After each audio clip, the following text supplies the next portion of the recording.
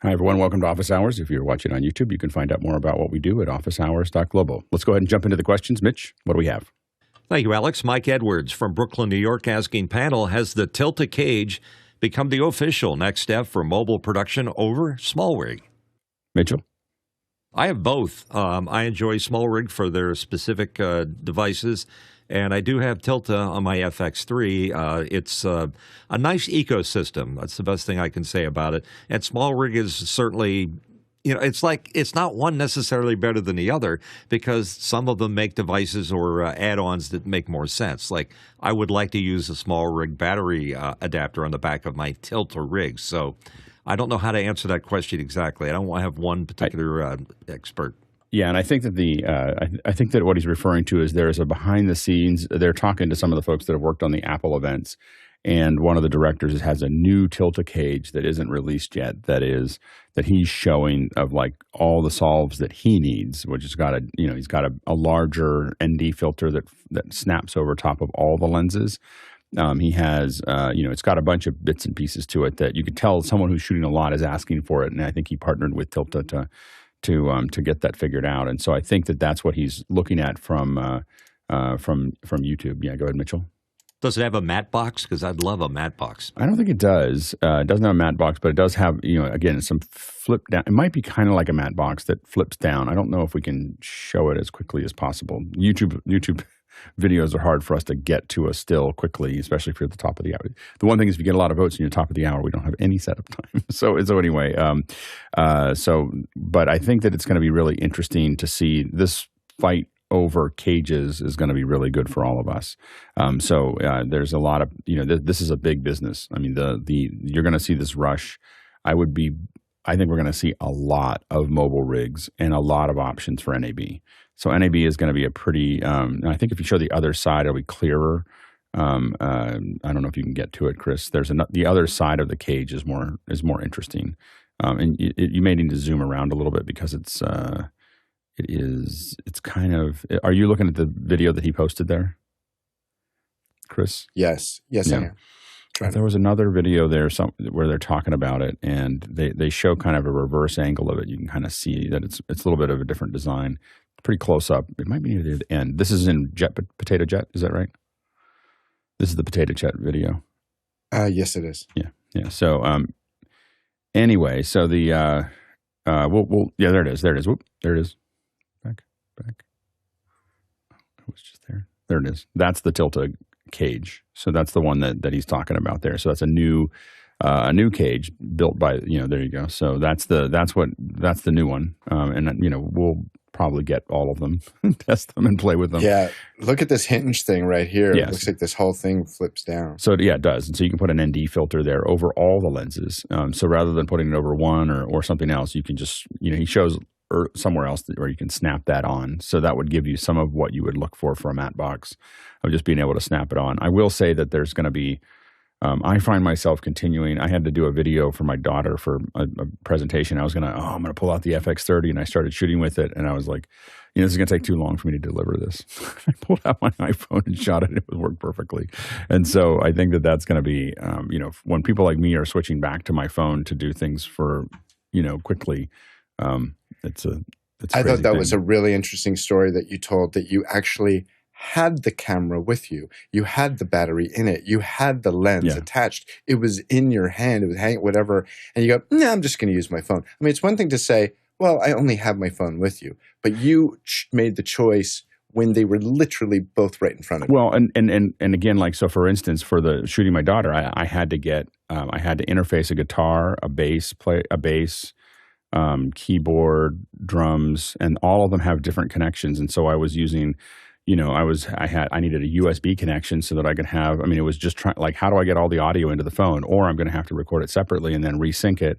And instead I can plug this, I literally plugged a not a very good, that's why I asked about there was a question on Twitter and in our forums of like, what's a good DI box? Because the DI box I have is really bad. Anyway, so it was a DI box into my USB pre and then into the phone, and I was able to get all this audio back and forth, and it was, there's a close-up there. Chris has a close-up of that new rig, the Tilta rig. and it's always makes sense for these manufacturers. I'm sure that they reached out to them and said, like, how about you meet with us and we build whatever you want? Like, that's how you do this. Like, that's how companies get these kind of rigs, is they just they offer to do that. Check out the handle on that rig that Chris is showing. It's got the focus and zoom knob right into it, built into it. Very cool. Yeah, I think it's right under his thumb. Yeah, I think it's going to be interesting to see how it progresses there. And again, I think it's going to push small rig to go forward. I wonder what's going on with this art direction right here with this Cylon-looking art. Yeah, I don't know what that is. That's a lens cover or a sensor cover for the camera. I don't think it is. It's like, it looks like it has two push buttons that he's about to pinch. Yeah, I don't. Guaranteed it's there to cover the sensor, because I have one like it back in my box of Tilta stuff. It might be there to cover the Apple logo so it doesn't get dirty. All right, next question. Next question coming in from John Fisher in Oklahoma City, Oklahoma. The NBA revealed their interactive LED court floor. What are the panelists' initial thoughts, and is this future second-hour material? Courtney? I don't know what they're thinking here. This is the stupidest idea ever. The actual glass court, and everybody's going to object about that. And, they're changing the court graphics while they're trying to play the game. Can you imagine how hard it's going to be on the players when suddenly the floor is moving and, it's going to upset your equilibrium crazily? I doubt that they'll change I'm sure that part of the discussion is they won't change the court while there's gameplay, but during all the breaks, during in betweens, that kind of thing. And again, there's places where the players aren't paying attention. So if you think about when they're doing a free 3-point or not 3-point, but a free throws, the other side of the court is empty, and they could be like showing close up, showing like there's a lot of things they could do on the other side of the court that wouldn't affect the play, and wouldn't even affect the camera shots, but would be another way to entertain the audience. Yeah, go ahead, Chris. It's just the fact that it's made out of glass, and a little sweat gets on there, and it's going to turn into a slip and slide, I tell you. Yeah, it's pretty slippery as it is. I mean, I think that, if you're on the court's pretty slippery as it is. I don't think the glass is going to make it much worse. And it'll be interesting to see how they use it. I will say that there's an enormous amount of effort done by the NBA. I did about 25 basketball games, streams. I didn't play them, but I streamed them. And so in a lot of different ways.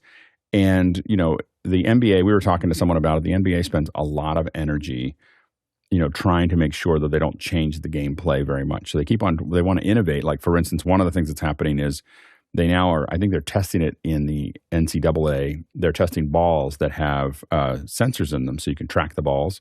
And you can track the force, you can track their position, you can track all kinds of other things. And the biggest thing has been, can you build those sensors into it without a basketball player at its highest level knowing the difference between the balls? And they have no change in the trajectory, and all the weights are the same and everything else. And, they're talking about that.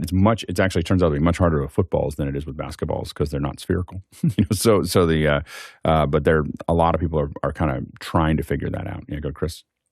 Yeah, they're also working on an airless ball, which I thought was really cool. Courtney, about the floor, I think, it'd be great if there was like I don't know why my camera just went out of focus. I apologize. I'll fix that. If only they had like a special shoe for playing basketball. The thing that worries me it intrigues me, is how long will it be before somebody gets tagged for like morphing the 3-point line just so somebody doesn't have that 3-point shot? Like, that's going to happen. If it doesn't, it should. It should. Let's face it, it really should. Yeah. Go ahead, Jeffrey. Not as much morphing as in if the screen starts to flicker or cause a problem, then somebody could complain, hey, that 3-point line just moved back like an inch for some reason.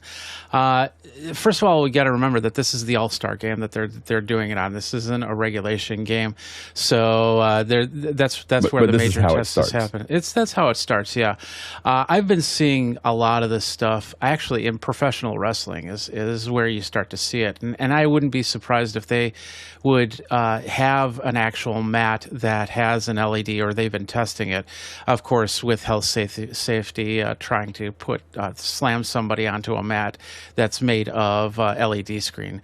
That might be problematic in multiple ways, but I'm pretty sure that they're still working on that. But I wouldn't be surprised if this is something, as Alex said, it's like they're on this side of the court and the graphics happening on this side of the court. But we see it even if you go to the bowling alleys. So I know that they're working on lanes that are also going to be LED, so you don't have the projectors on top of there. So I think this is just the next evolution in that. I know that Live Golf is also doing a lot of strides in making a lot of computer-generated graphics so that you could see where the ball is and where they shot to and where they are on the green and things like that. So it's an inevitable for where you're going, and there's going to definitely be some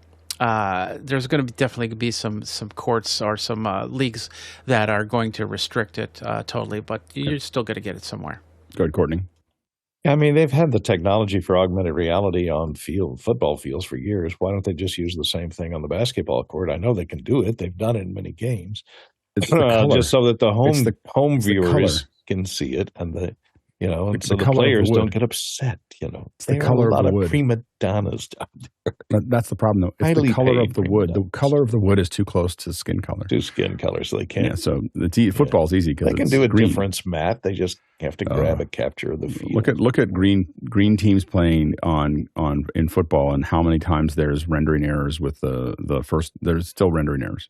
And think what happens if there's some glitch and somebody kicks out a cable and the screen and the court goes dark. What's going to happen then? There's no markings on the court anymore. I think we just want to be careful. Imagine what would happen to this game.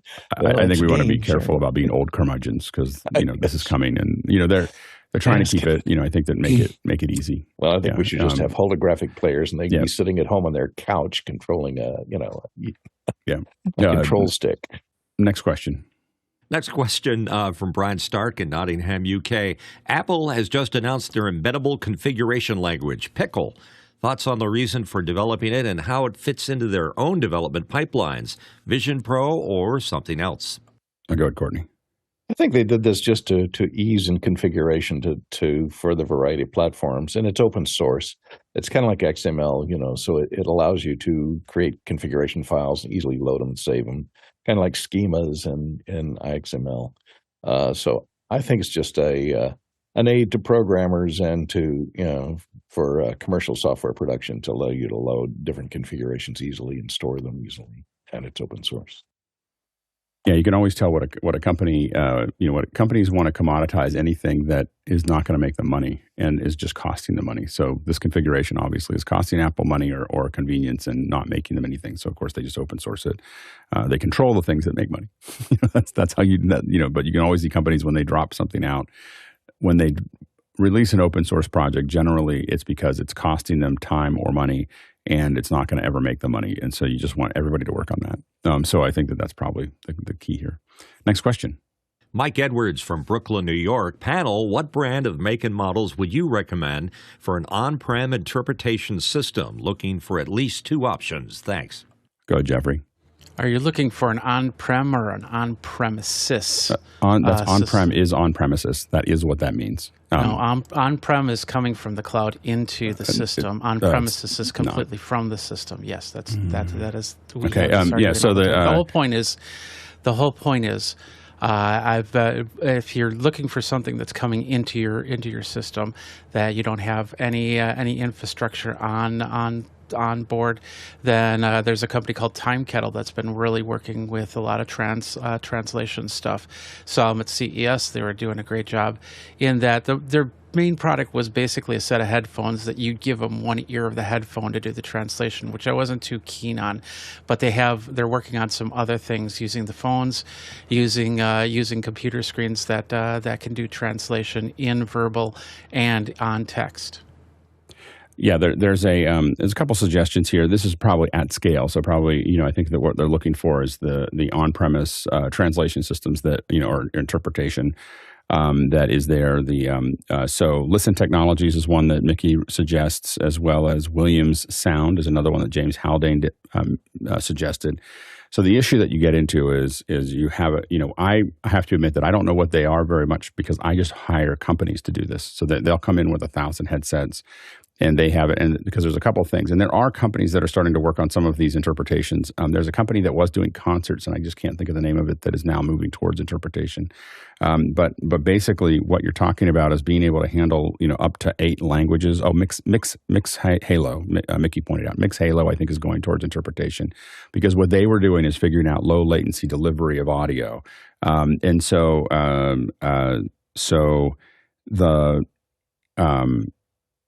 Chris, you just totally threw me off. Don't do that. I'm so sorry. Yeah, that really I saw it happening. Sorry. Yeah, don't ever do that again. All right. So anyway, I lost my train of thought. But MixHalo does it. Here's the thing you want to look at when you're looking at interpretation systems. How many languages do you need to support? A lot of them will go up to 8. You're also looking for what is the range, what is the cost per headset, what are the translation systems, how easy is it for you to get audio into them? So, for instance, one of the big problems that we have is that the translation systems that usually, if they come with their own interpreter boxes, most of those interpreter boxes are trash. And so we have to kind of try to rebuild them. Studio Technologies actually has a new system that will actually drive into those, which is much better.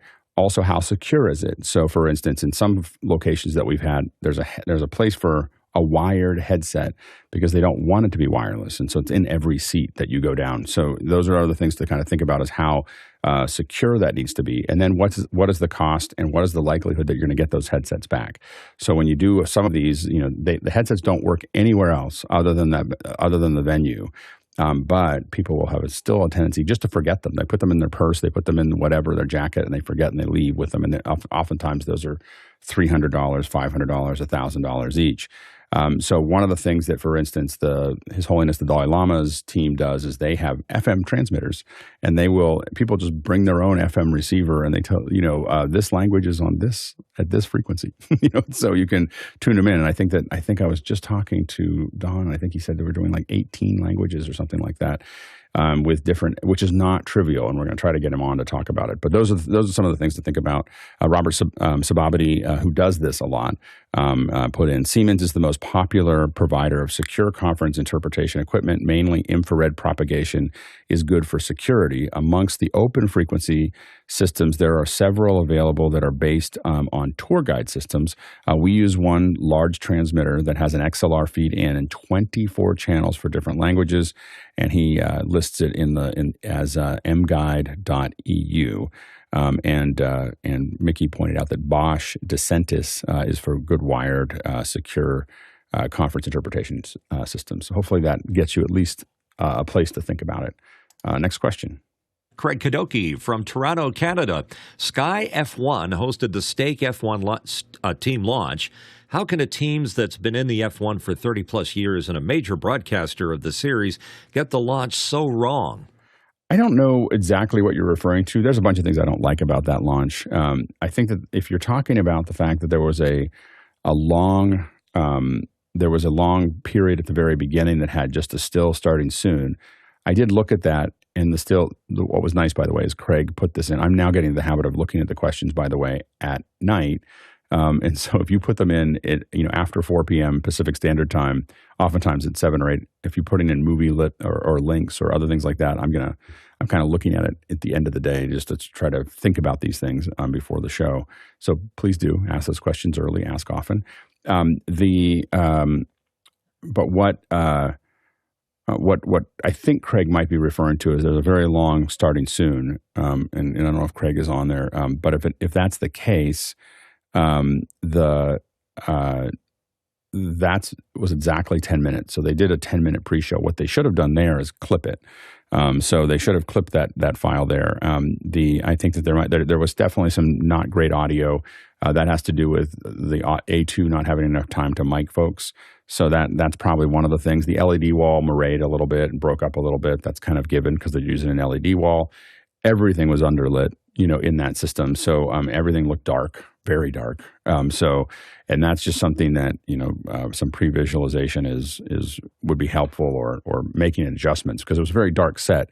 And then they underlit it. So those are the things that I think were there. I would say that none of those are, I wouldn't say got so wrong. Those are all mistakes that are made on a regular basis in live events, or limitations in live events that are there. But from what I saw, and I have to admit, I didn't watch the whole thing end to end. I just skipped through it. But I think that those are the things that I saw that were missing. What they could have done to get rid of all those complaints at the very beginning. You'll see at the very beginning of that show, there's a lot of complaints of when are they going to start? Why aren't they starting? Countdown clock.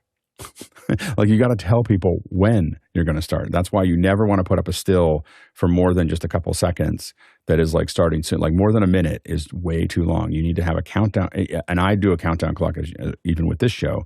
I want to tell you when I'm going to start so that you don't complain. Now, you'll start complaining if you don't start when the countdown clock goes.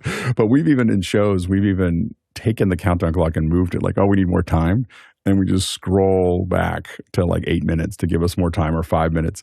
And here's the funny thing is, you think that's going to be horrible, but everyone thinks it's funny.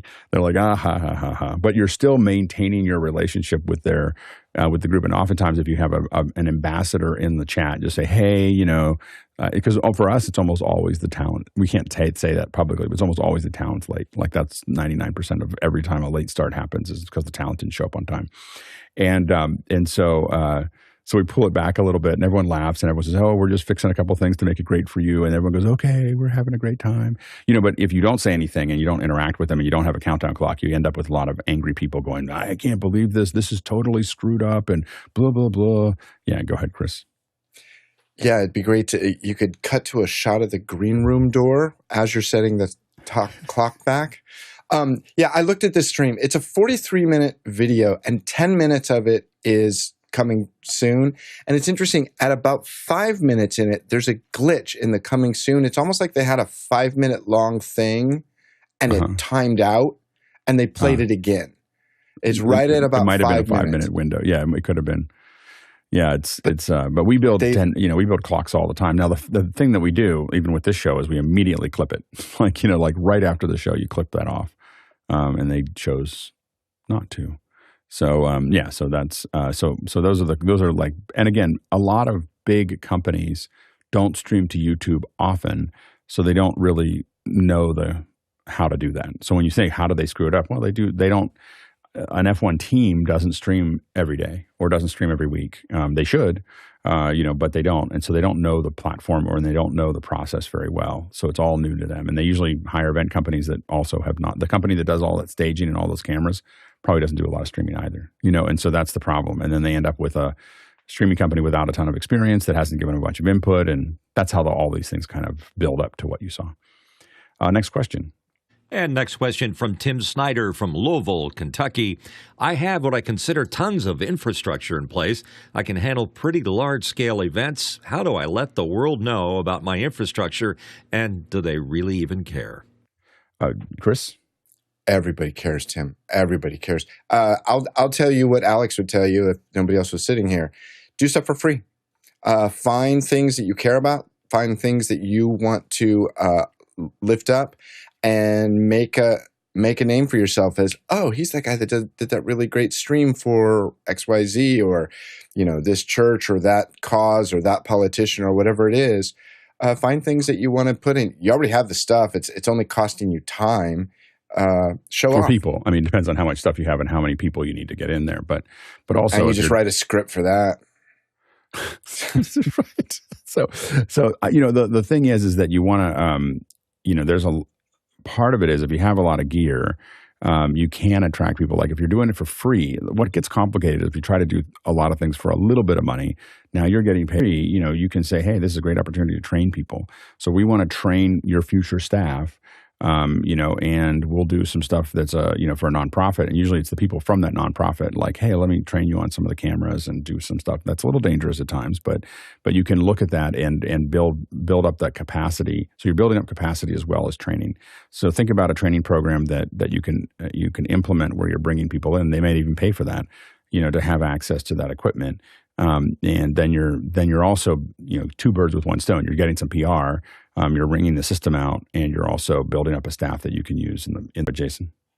Yeah, my immediate thought is that the infrastructure is only half of it. The other half of it is that you have to get good with the infrastructure. So, practice, however you can.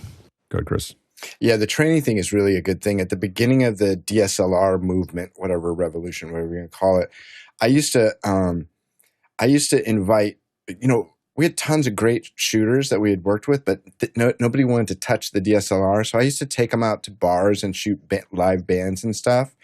And very low risk. It didn't matter if it didn't work. And it turns out we ended up finding a bunch of people that were actually willing to shoot with the cameras. So training on free things is a great idea. Doing test shoots is how I build crew. that's like when be clear that like when I do it, say, hey, I'm going to go do a test shoot of a soccer game or something. Like I'm there to meet people. It's why I'm doing it is so I know, so that people will come out of the woodwork for a test shoot and be part of that thing. That is 100% why I do it, is to make sure that I can start building. I want to do more of that. I've been busy, but I'm trying when I'm not busy, or I can find time, or I have an opportunity. Like we're going to do probably a concert shoot soon, and we'll say, hey, there's a bunch of people, but know that I'm trying to find people that I want to work with. So the same thing with like teams here and everything else. I mean, to me, every time you're doing something, I'm triangulating people that all over the world that I can potentially hire to do things. Next question. Keto Flawed Yosvod from Tromsø. What are some things most people forget to or don't think about charging the client for during productions that should absolutely be charged? Courtney. Well, one thing I used to always run into, if you're doing a short shoot, that's let's say a one-day shoot, and if you have to sub-rent any equipment, like, the client wants 30 Comtex for the client monitoring, and I only have 12. Well, I've got to go rent those from a rental house. So the day before, I got to go pick them up. I got to test them all out. I got to make sure they're available on the shoot day. And then after the shoot day, I got to have someone or myself take them back to the rental house. And so that extra hours of going to pick them up, check them out, and return them, a lot of times, you forget about that and you don't bill the client. Well, that certainly takes up a lot of your time. And so you should build that into your sub-rental costs so that, you may not charge the client for an extra day.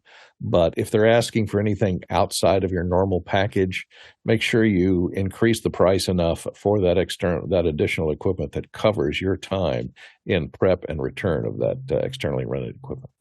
Go, Mitchell. I used to have a 10% overage in there for it, but expendables, it's the small, but they do add up. All that gaff tape and all those little extras can cost something. Jeffrey? Piling onto what Courtney said, cleanup day, especially if you're in a venue that's not yours, and they have other events, they might charge you for late fees if you don't have the stage all cleaned up before their next event comes in. Chris? Yeah, I had an occasion years ago, Courtney, where I was working for a guy who was a very knowledgeable producer. And I said, yeah, these tape decks are costing you $350 a piece. And he goes, what? I can get one of those for $150 a day. And I said, okay, you show up with it, you carry it in, you load it up, you fix it when it's not working. Okay, fine, you could bring them. I mean, one thing I will say is just rental of your own equipment. I mean, I think that's really what made the difference for us for a long time in PixelCore. 090 doesn't have as much equipment, but PixelCore had a warehouse of equipment, and we rented it at slightly less, like about 10% less than market rate. So there wasn't any argument. Like we were giving the client a deal, but we rented it. Like it was all calculated into the process, and oftentimes that was like 30% of our budget.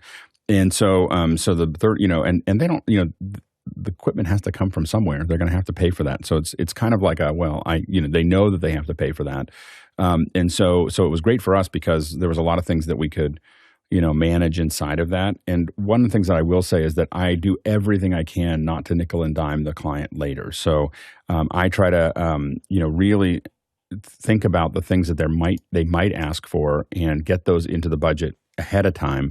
And then if I want to give them a rebate later, like if we didn't spend all that money, we can say, we came in a little under, but I tend to, there's a lot of people that don't do it this way. They want to bid low and then add a bunch of things to it. That's kind of the Hollywood way of doing things. And I go the other direction because the corporate way to do it is to not change the number and definitely don't make it higher because someone went through a bunch of in Hollywood, they expect you to do that. They expect you to just add all the extra things on. In corporate, they look bad if they have to come back and ask for money. So you have to kind of go the other direction. So it really depends on what you're doing there. But I definitely calculate pre-pro. We calculate travel. We calculate the cost of the equipment. Those things. A lot of times we try to simplify those. Like instead of saying, I'll just say there's a kit, and the kit is, I don't know, $8,000 a day or something like that. That kit includes the gaff and all the things we're talking about there. It's like a whole bunch of stuff that's all in the kit. And then I only am itemizing things that are outside of that kit. It just makes it a lot simpler to move down that path. Let's go to the next question. And it's from David Brady in New York, New York. David asked, have a small control room build out with the one wall. The desk is against glass. Need the most dense monitor setup, and considering the LG dual up model number 28MQ780B for its clamp mount and low profile. Any feedback and experience? I'll go Jason. I want to throw one more into the mix, a 37-inch $500 4K IPS USB-C HDR monitor for $500 that does quad up. I have one to my right, and it's excellent. There's the QR code for the link. And if you're watching, we are broadcasting to a couple different channels. So you might be watching us on the Office Hours channel, but also on the Pixel Core channel or the Alex Lindsay channel. And if you are and you still want to ask questions, you can use the QR code, and that's the QR code here. This is askofficehours.global. So you can just type in askofficehours.global or use the QR code to ask those questions from those channels. So you don't have to be in here. If you want to continue to watch these, we're only going to do this every once in a while to the other channels. If you want to do this more often, we do this every day at Office Hours Global, that channel on YouTube. Next question. Talala Lopez Waterman from Naples, Florida, asking, what rig would you put together if you wanted to create immersive scuba diving footage for the Apple Vision Pro or other AR/VR platforms? Do 3D cameras have any underwater housings, and could this even work? Jason? Stereoscopic cameras certainly do work underwater, and I don't see why not. I'm not sure about LiDAR, but I'll leave the rest to Alex or Chris. Go ahead, Chris. I just wanted a point of clarification. What Talalik is saying here almost sounds like 360 video. And what's the thing, immersive, or what's the word that Apple's using now with the two lenses on the Spatial. iPhone 15? Spatial. So what's the difference between spatial video and 360 video? Because, well, there's a lot there. Now let's unpack that. So let's 360 video. Can we define these different terms that we're so there's about? 360 video, there's stereo, there's spatial. There's a lot of different things that are available there. Most of the time when Apple's referring to spatial, what they're talking about is stereo of some kind, which means that that each eye is getting something that's different. So like when you talk about spatial audio, the ears are hearing things that are happening all around. By the way, I was watching what I was testing last night. So there's a little hidden note for you if you have the headset. In the Laurel Canyon Live app, there is a Laurel Canyon Live app, and in the inside of you can get it also on the iPad. Hidden, if you scroll down, there's a little movie that Dolby made a long time ago. This little computer graphics tale that they tell, and I will say that I've heard that movie hundreds of times for a variety of reasons. So, the best rendition that I'd ever heard was last night when I hit it, and just the speakers in the headset, what I could hear around me was better than I had heard anywhere else. It was kind of amazing. So anyway, definitely take a look at that you can watch it on an iPad as well. To get back to the question, so Spatial is generally Apple saying something stereo. So your phone can shoot stereo, the headset can shoot stereo. The Canon R5, which is what I think Apple used for the Alicia Keys video that's in music, is I think they use 4 R5s for that. I mean, I don't have inside information. I just looked at the lenses and said, oh, that looks like an R5 that's hidden inside of a speaker. So those are all, when there's two sensors or a stereo pair on a sensor, I think that Apple's defining that as spatial. Now, that spatial could come in a regular 16:9. So that's what your phone is shooting, is a 16:9. And if you watch Avatar, you're watching it in a 16:9, what Apple would call spatial, what we would call typically stereo video.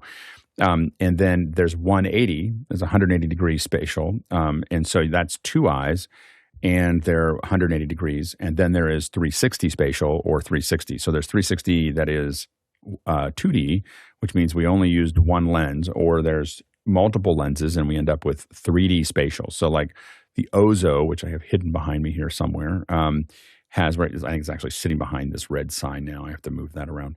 Anyway, the Ozo shoots 360 stereo, so 4K 360 stereo, so you can look all the way around, and you're still watching it in stereo. So those are the different ways to look at it. I think that the one that you're going to probably see the most, and the reason Apple's staying away from 360 is that 360 is hard, and 360 stereo is really hard. And it's not clear that there's a lot of payoff. So even if you look at the environments that Apple's using for their Apple, most of them are all just 180 degrees, because most people don't look behind them, but being able to do behind is really hard. Like, so you're adding a ton of labor to something that, the ROI is just not there. So most people are moving to stereo 180, which means that when you're sitting there, you can look back and forth, and it gets a little distorted on the sides, but overall you get kind of an immersive environment. And it's in stereo. And Apple bought the company that probably has most of the patents for that, which is NextVR. They bought them years ago. If you wonder how long they've been working on this headset, they bought NextVR, I think 5 or 6 or 7 years ago. Like, it was a long time ago that they picked them up. And so NextVR was building camera systems with Red cameras and everything else that did that. Now, to say all of that is that there is a variety of ways of doing underwater. I mean, there's definitely some because if you do 180, it's much more straightforward to do these kind of immersive systems, because you're not trying to go all the way around and see all the rigs. And so I think the one that I've heard of in the past here is the Dex Rove. It's an ROV, the remote operated vehicle, and it's in stereo vision. And so it's a stereo system. To do that. I've seen some footage there. It is, miraculous. Especially one thing you saw with Avatar that is important is higher frame rates are going to make a big difference underwater. I think that lower frame rates are because of all the movement is so fluid. You want higher 60, 120 frame per second kind of things to get better frame rates. But we saw that with Avatar. The Avatar footage looks amazing underwater. I find that the actual movie is almost unwatchable, like in 24 frames a second on my headset. So, I found it to be very staccato, and I think Cameron might have done that on purpose. Because if you watch the water, as soon as it comes up, you see frames. Like, you see the 24 frame per second. You go underwater, you suddenly smoother, and you come up. And I think he's trying to make. I still think he's trying to make a contrast there for people to realize, kind of introduce people to higher frame rates. Next question. Chris Widener from Indianapolis, Indiana. What is your go-to for general online file storage? Dropbox used to be the go-to, then Adobe Cloud took over our minor storyboard small asset storage. What is everyone using now that Adobe closed that door? Jason? I use Google Drive, the professional, the enterprise version, and I synchronize it with a Synology NAS. And that's just the easiest possible way to do everything I need. Yeah, I will admit that most teams that I work on are using Frame.io. They're, as far as how they're storing them. There's a great discussion happening in Discord from someone who's in Hollywood. And they use another system called Pix, which is more expensive than Frame.io and more feature rich, I think. But they're all always looking for new ones there. So lots of different ways of kind of processing that. But I think that I will say that production partners will make lots of decisions based on what product you use. They're going to decide how big you are based on what you share with them. So if you share with them in Pix or in Sony's system, or if you say, hey, let me send you an Aspera link, they're going to assume you're a big company. If you are in that middle row, you'll probably be using frame.io, which is pretty much the whole middle of the pyramid. And then the bottom of the pyramid is like Google Drive and Dropbox are usually seen as, you're doing the best you can. So anyway, go ahead, Courtney. Yeah, for as you say, small storyboard or non-large video files, non-large high-resolution video files. So it's not for editorial, but just for exchanging ideas or storyboards or text files or small still files. I'd go with Google Drive. And stay with Frame.io if you need a video collaboration platform where editorial needs access almost immediately, et cetera, et cetera. I'd go with Frame.io for that stuff, or Pix. But for the small stuff, Google Drive works great because you can send links to people and they can access it. You can update it, and it updates on everybody's Google Drive folder. Go ahead, Chris. Alex cut me off at any moment, but I saw the coolest thing yesterday working with Jonas and Tucker, and they have this ability to select any person in one of their meetings. Their clips are ISO recorded in the cloud, and they have this awesome back end where they can go, I want to send this one, this one, this one, and this one to this location. Boom. And talk about sharing files online. It was so elegant, so cool, and it's all software that Jonas has written. That's awesome. It's awesome. So cool. Yeah, they should come on and show it to us if they want. If we're putting the call out there, please, guys, show it. Come show it. It's part of their base camp company. It's so cool. Yeah, please come show it. We were happy to have you for a second hour. Next question. Mike Edwards from Brooklyn, New York. Alex, can you share with us a random keynote tip or trick to up our presentations? I'm going to catch up with this. I keep on going. I'm going to sit down and make a list of these so that every time someone asks, I can do it. But I'll do the best I can here. Go ahead, Chris. I just wanted to point out I was not behind this. I did not. I did it. I said, if anyone asks a question, I'll show how to do something. Let me show you how I build. So one of the things that we do is we have a lot of, I have a lot of little diagrams, and I have to build diagrams and show where people are. And like, there's going to be people here. There's going to be 3 people here, and there's going to be 4 people there, and blah, blah, blah. And so if you want to build those, a lot of times you need to, you need something that represents a person. So a lot of times you end up with something like, okay, I'm going to build, I'm going to take something here. And I use these a lot. So sometimes I'll do something like this where I'll have this person here, and then I put and you can, of course, buy these or whatever, but you can just build them. And if I do something like this and I snap it to here, now this doesn't look quite right, but if I give it a border, a line, and there's your person, right? And it's important that you have the head slightly out of focus because it just looks like you're looking down on that person.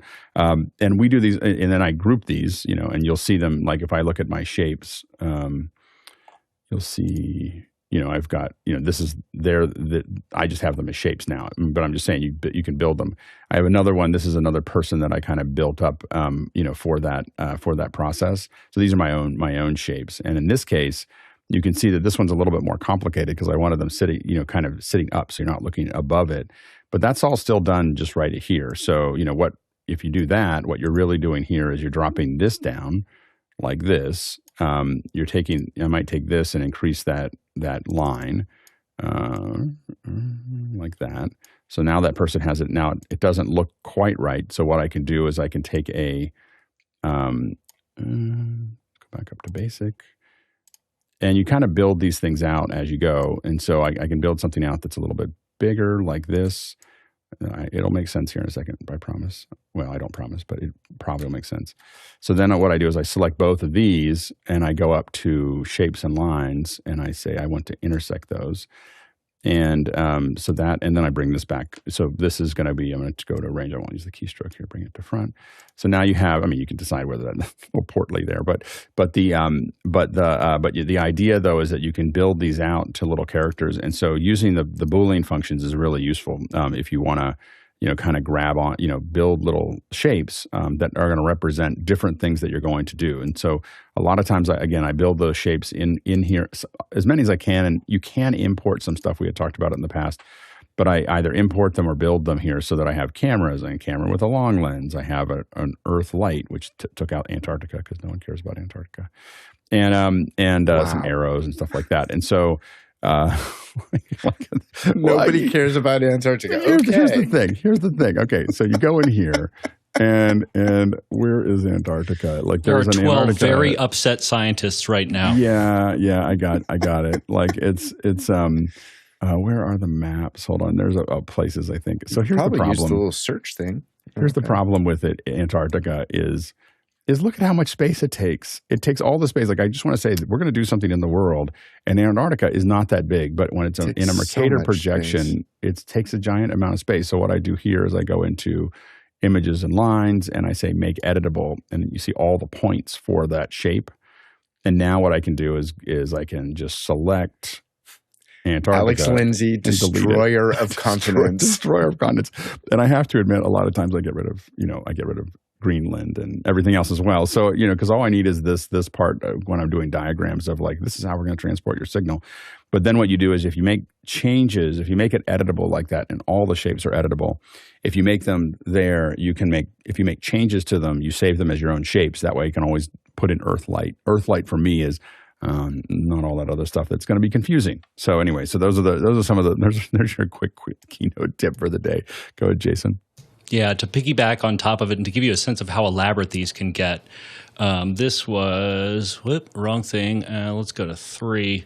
So this was on office hours a while ago, a second hour, and you can get really, really into this. And those are all shapes, those are all shapes that I just kind of put together. Whoa! And yeah, you took that to an entirely different level. Nerd. Thank you. That's good. Nerd. That's great. Yeah. So yeah. All right. Next question. Tim Snyder from Louisville, Kentucky. I'd like to branch out of my genre of events. What are the titles of the individuals that do the hiring for event streaming, event production, etc.? Courtney. Well, it depends on the level that you're talking about, level of production. In television production and film production, usually all the below-the-line people that are below the heads of departments are hired by the UPM or unit production manager, sometimes called the production manager. And that person has the responsibility. Usually the producer or line producer will get together with the director, and they will pick their heads of departments like their DP and their editor and the heads of each of those departments, costume designer, production designer. And then all the lower people below the line, then all the grips, electricians, camera operators, those kind of people are given over to the unit production manager. And the unit production manager has his connections that will hire the people, and he'll contact the heads of departments and see if they have any suggestions for the people that they always work with, and so they'll put them on the list.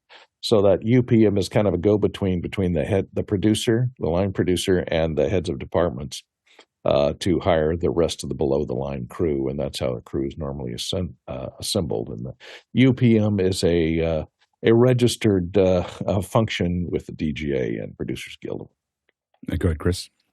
And keep in mind, Tim, a lot of times you'll find, and we do a lot of our work this way, you'll find like a classical production company maybe that does, big stage events, and they just have to add an element of, in my case, we need a video edited for this client for the beginning of their thing. And all of a sudden, I'm not working for the end client, I'm working for the production company. And I've done a lot of my work in my career exactly that way. And the same goes for if you're streaming. You can add a whole streaming element to an existing production team. Yeah, you want to look at how you can, if you're treat every job like it's really important. And Tim, I'm sure you know this, so I'm just talking to everyone listening, but you want to treat every job like we've had $10,000 jobs or $5,000 jobs that came in that led to a company that spends millions with us a year.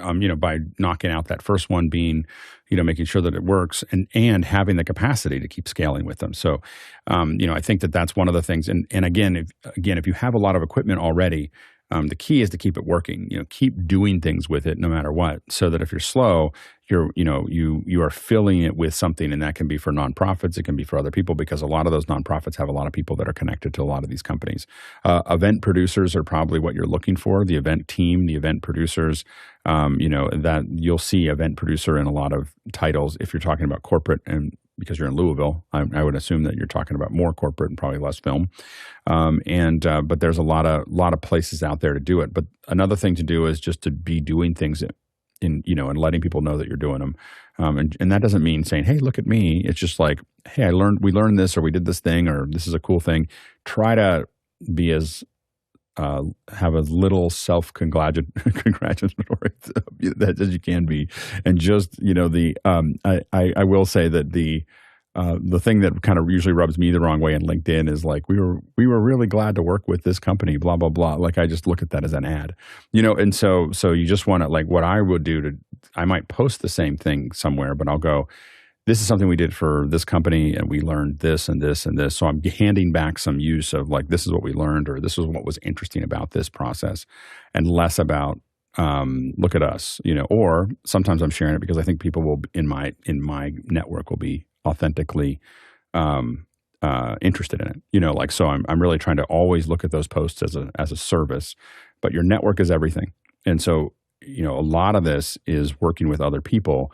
And they're going to recommend you, and their friends are going to recommend you, and clients are going to recommend you. That's how you do it. The one thing I will say, and Tim, I'm sure you know this, but just for people listening, when you're trying to grow and go into other businesses, never step over the fact that if someone recommends you to a client or brings you into a team, you can never have that client directly. Like, if someone brings you in, if company A brings, if production company brings you to company A, you will always do things through that production company with company A, unless they stop working for that client, because you can't.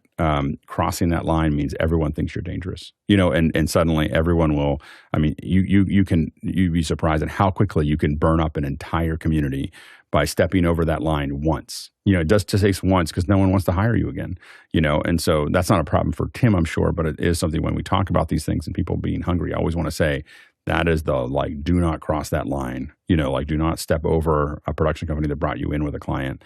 I've had companies that have come to me who brought me in, and I'll just be like, I'll turn down work. I'll just like, no, can't go there. I can't cross that line. So be careful of that. Next question. Jim Brooks from New York asking, I was cleaning out my closet, found a couple of old Sennheiser EW wireless kits. What frequencies are still legal in the U.S.? Thanks. Go ahead, Courtney. Boy, it changes almost monthly. So I would do this is check which blocks those are on. They're probably the 550, 560 megahertz range, the EWs, the G4s. And call your local, in New York, rental house that rents audio equipment and ask them what blocks are still available, because it's a moving target. And some blocks are now only good in Europe, and other blocks are only good in the United States. And they're constantly selling off this RF space to the communications companies. So yeah, I haven't kept up, so I can't. And Mickey mentioned that most of the frequencies under 608 megahertz are the ones that are still available. Yeah, go ahead, Jeffrey. That's what I was going to say. Under 608, you should be great. That's the standard that I always go through. There's 3 different sets of frequencies in the 600 range: 614 to 616, 653 to 657, and 657 to 663. You still need to check in with them, and it is definitely local. If you are, like, for instance, if you're at a higher end government area, then these frequencies may change dramatically. On the other hand, if you're inside of a very big structure that has a lot of RF structure to it, and they have an RF coordinator, you might be able to get some other frequencies, but you'd have to talk to the RF coordinator to get those going. So that's best definitely check out with them. And there are still some recycling programs that will give you a discount on a new set of wireless microphones if you turn them in. Next question. Next question from Ken Jordan in Surrey, Great Britain. Does anyone have recommendations for ready-made ceiling mounting solutions for KRK GoAux 4 near-field monitors? I've got a 3-point truss system installed and would prefer to explore existing options before considering do-it-yourself solutions. Any suggestions? I have to admit, so Mickey mentioned speaker mounts from K&M. Disassemble the speaker, drill holes into the cabinet, and affix the mount, which has not been something that I'm willing to do. So Mickey was talking. I have a thing about drilling into it, and he said, and Mickey said, make sure you use the Dolby Dard HE to position the monitors and bring them to your Dolby, bring in a Dolby engineer. It's the drilling part that I haven't done yet. Go ahead, Mitchell. Yeah, a lot of different speaker manufacturers, I can't speak for this particular model, have like VESA mounts and things like that. And if you find a mount as an accessory to that particular speaker, you may find yourself one step closer to a mounting position you can use. Go ahead, Chris. I've hung speakers by drilling into them, and it's not that hard. Seriously, 2 screw eyes in the temples, all right? And then a third in the back so you can adjust how deep it's spent, the angle that it hangs. It's very doable. I'm not arguing that it's doable. I know that I would look it's into a standard it. way to do it. It's always like something that I always go, ooh, so I have to admit, and I will admit that there are certain things I don't like to work with, and one of them is wood. So I it's funny that Chris loves working with wood, and he's not. I find that things that you can adjust that you can't go back makes me very so I love metal, but if it's like wood, plastic, all those, anything that's malleable that you're going to break once and then not be able to go back, I tend to be very that's not we hire people in the house to do, if it's metal, I'll go out and build it. I can re-weld things. I can do all kinds of things, but if it's wood, I'm like, let's hire somebody to do that. Next question. Chuck Hodges from Tulum, California. With no audio stream and YouTube and Makana still saying video not available, is the live show now canceled for the audience because they're testing days and private philosophical days? How does this kind of broadcast plan help expand content audience? We don't broadcast on Sunday. We broadcast live every other day, and we have for so long. so through almost 4 years, we haven't missed a day where we weren't broadcasting live somewhere. We might not give it to everyone in the format that they want all the time, but I will tell you that we have not missed a live day for any day except, and again, we're still broadcasting Sunday. We just don't record it.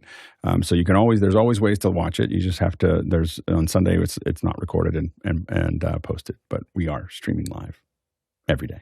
Next question. Next question from Joe Kidd in Bay Area, California. Which service platforms very well in securely generating an AI voice model? Thank you very much. What everybody's using for AI models right now is 11 Labs. I don't know I don't know how secure 11 Labs is. I'm not going to vouch for them. I'm going to guess pretty secure, but because if it leaked out, it'd be problematic. But I think that most people that I have seen modeling those things are using 11 Labs. Next question. Next question from Alex 4D Gulner in London. Do you think one day a single coat of paint on walls, ceilings, and floors will act as a combined lighting rigged light field camera and screen? No. It could happen one day, but probably not in our lifetime. I think that the process there, I do think that there's a lot of things that you can do with paint that I think, I think it's going to be interesting to see as a lot of these cameras have more than just visual sensors, as they have LiDAR sensors and so on and so forth. You could see a situation where the paint has, what's really interesting about all color is you'll see something that looks black, but to infrared it looks white or it looks something else. And so there's an opportunity there to put, we've talked about this in the past, is to put patterns in the walls that are only seen by a tracking camera. So like literally it can be a green screen, but there's another feed that's coming out of that green screen that is infrared or some other wavelength that we can't see, but is affecting our system. We like when we do motion capture, it's a really big deal because all of our curtains have to be that way. So we'll look through the motion capture camera to make sure that that the curtains still look black. Because they may look black to us, but when we put them in front of the camera, they're white, and that's a real problem because we can't track things effectively. Coming up next, we're going to be talking about the Apple Vision Pro. We've had it now for a couple days. We're going to answer your questions about the Apple Vision Pro, as many as we can. I mean, we've only had it for a couple days, but we're going to do the best we can. So stay tuned for that. And Lewitt Audio is going to be joining us tomorrow. We're really excited to have Lewitt. They make a variety of different interfaces and mixers and microphones. And so Brian Fisher is going to be on from Lewitt Audio, and he's going to be answering your questions about their systems. Alteon is going to be on. Matt Camigula is going to be here talking. They're working on not only, they do a lot of management of content, and they're dealing specifically with usdz and spatial video. So they're going to really talk about how the new systems are affecting that. Physical storage on Friday, where do we put everything? And how do we put everything in there? So we're going to talk a little bit about that in our infrastructure day. And of course, Saturday is our testing day, training day, and still Q&A, 2 hours of Q&A. It's a great panel on Saturdays. And of course, Sundays is our introspection, where we talk about what we're doing. Welcome back to the second hour. And a reminder that if you are watching in one of the other channels, so if you're not watching on Office Hours, if you're watching on the Alex Lindsay channel or on the Pixel Core channel, you can always come to Office Hours. We don't do this every day. We're not going to broadcast to all the channels every day, but you can come to that channel and subscribe so that you can see what we're doing. We do this every single day, 7 days a week. And if you have questions and you're not in Mukana, which you probably wouldn't know about if you're watching on those other channels, of course, you can go to officehours.global. That's officehours.global, or just use that QR code, and you can ask your questions there, and we'll either get to them today or we'll get to them in the next day or two. The key is to ask those questions one question at a time. So if you stack a bunch of questions up, what was it like, and how did it go, and what did it do, we're not going to answer that question.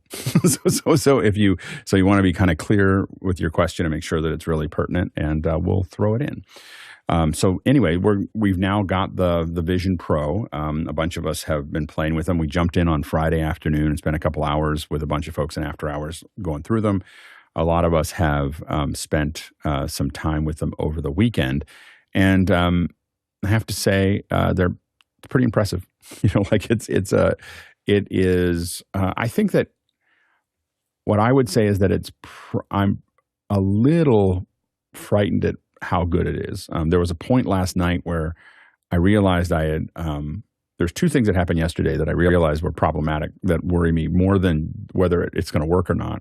There was a point where I suddenly realized it just popped into my head that I'm watching YouTube in the headset, and I just hadn't been I wasn't really, because I was reaching for something in the physical world and realized, I'm in the virtual world.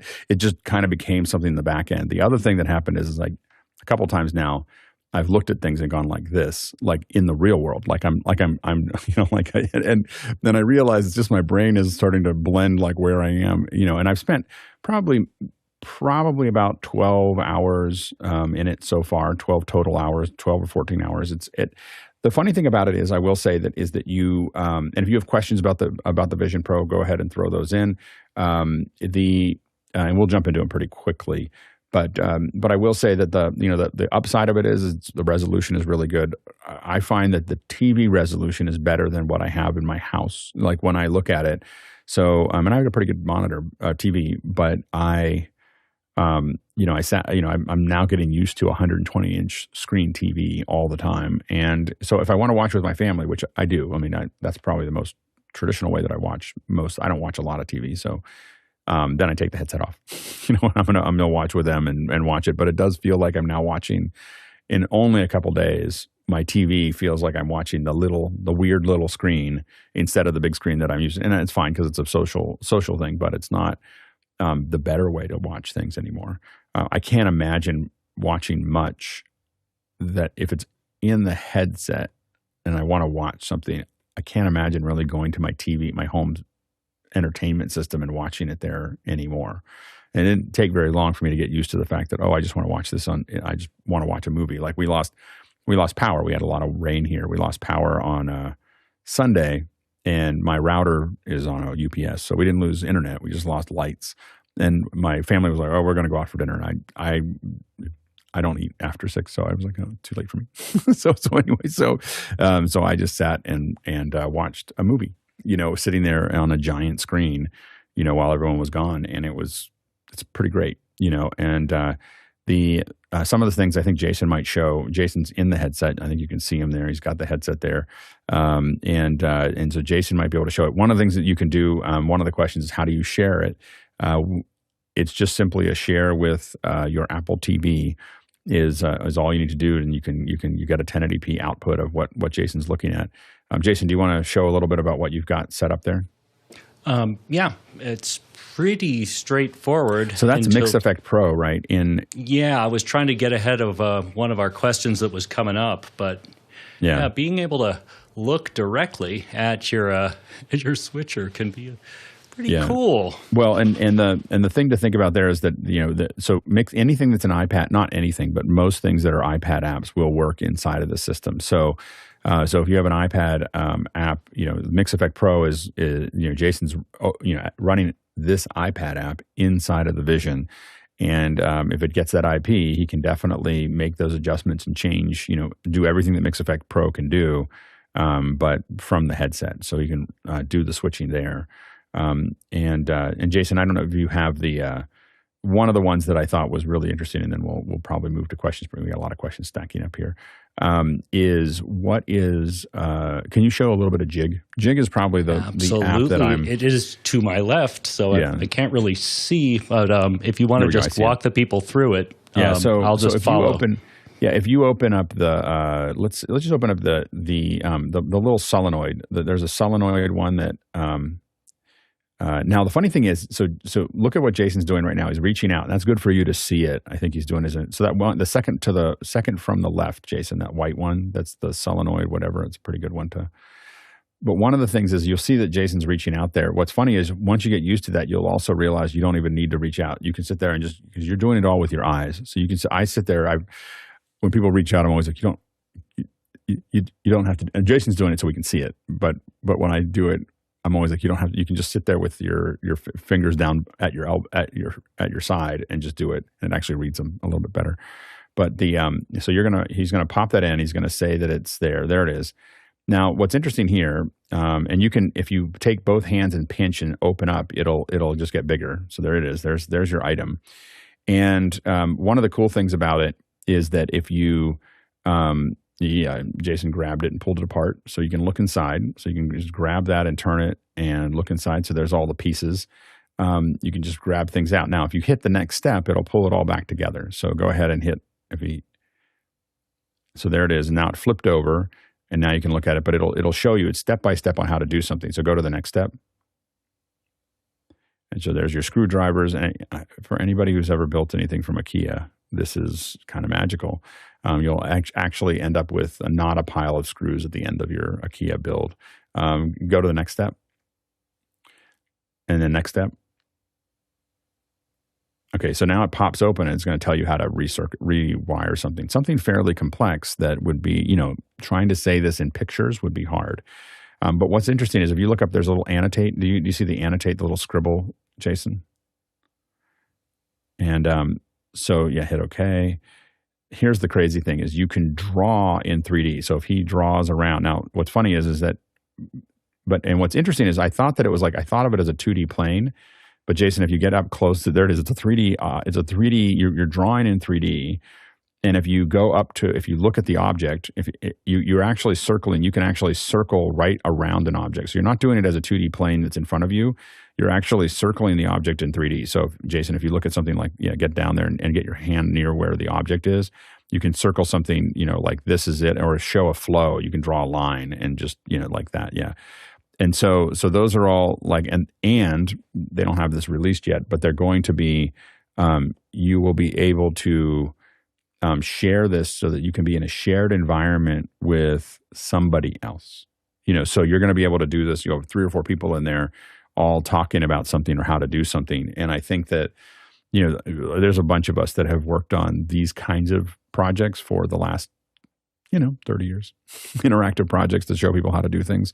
This is the most advanced one that I've seen so far. I don't think it's going to be the only one. There's a couple other. There's one called Built that is not as good, but it is. But there's going to be a lot of players in this area where being able to show stuff very, very quickly is going to be a thing. And you can see he's kind of moving it up and around.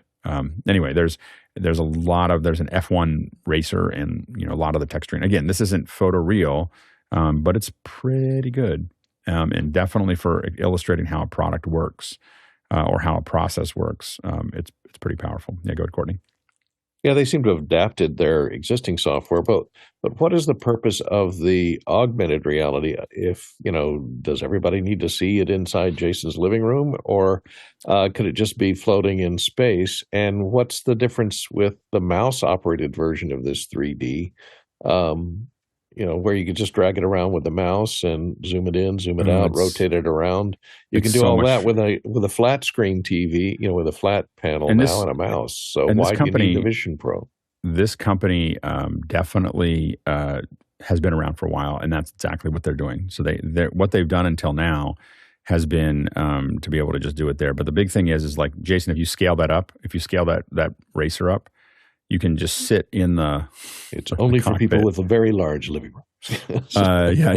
Well, or you just have to sit where you're at. You bring it to you. So Jason hasn't gone very far.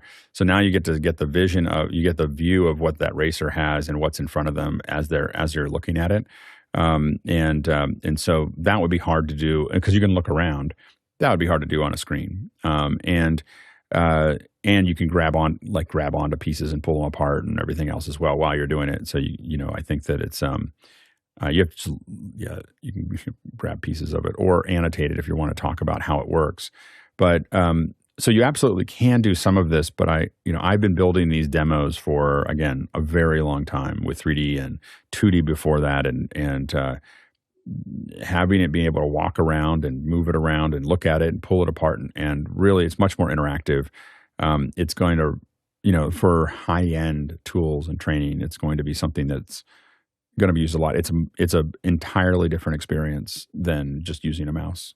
And I think that it's much more organic. You end up, I think I ended up one night with all that whole racer was like, ripped apart in my living room, just as I kind of pulled things apart. But it's hard to explain until you see it. Like, we're still looking at it through a screen. So it's like, oh, it'll be the same as if we did a screen. But using your hands and being able to walk around it is very different. Does the same app work with the OptiQuest? I mean, yeah, that's Airflow. I don't know if I haven't seen this app in the Quest. I can't imagine it not working. The only thing I would say is the Quest, it'll be harder to grab onto things. It is. There's something about the controller and you can definitely do it. You can grab onto things with the Quest, but I think that I can't imagine these guys don't have it there. But again, the interaction and being in the space that I'm in. One thing I think is interesting is that I realized that in possibly a dystopian way, and if you hit the next step, Jason, it all comes back together. But possibly, and the other thing is you can move that around. By the way, you can take that little the instruction thing. I keep moving around. Like, I'll grab onto the little bar below it and move it to where I'm looking. I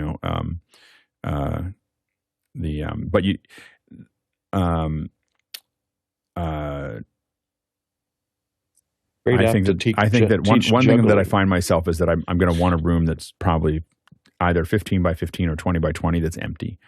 Like, there's somewhere in the future where I want an open space that I'm going to want in my house that is like the VR space, that has a couch that comes out of the wall and possibly a chair that comes up from the bottom that I can sit in, or something like that. That's my space, and I can walk around in it and I can make it whatever I want to. It's very much like the Velt, but without the lions. So hopefully, next question.